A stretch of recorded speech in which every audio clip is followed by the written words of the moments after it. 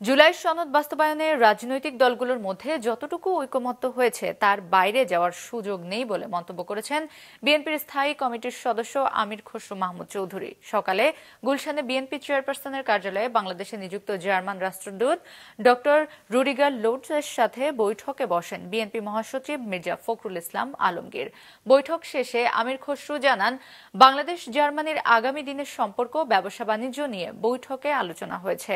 জুলাই সনদ বাস্তবায়ন প্রসঙ্গে বলেন, যেসব বিষয়ে ঐকমত্য হবে না সেগুলো আগামী নির্বাচনের পর সমাধান হবে। সময় হলেই জাতীয় নির্বাচনে প্রার্থীদের নাম প্রকাশ করবে উল্লেখ করে আমির খসরু বলেন, সমমনা দলগুলো চাইলে জোট গঠন ছাড়াও ৩০০ আসনে নির্বাচন করতে পারে, এতে কোনো আপত্তি নেই। আওয়ামী লীগ নেতার সঙ্গে ৩ রাষ্ট্রদূতের সাক্ষাতের বিষয়ে আমির খসরু বলেন, আওয়ামী লীগের সঙ্গে কোনো দেশের রাষ্ট্রদূতের বৈঠক নিয়ে বিএনপির মাথা ব্যথা নেই।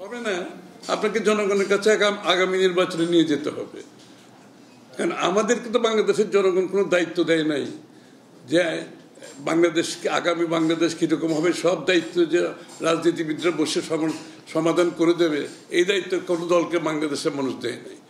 যেখানে ঐক্যমত হবে অতটুকু ঠিক আছে, না হলে আপনি জনগণের কাছে যান না, আগামী নির্বাচনে আপনার ম্যান্ডেট নিয়ে আসেন।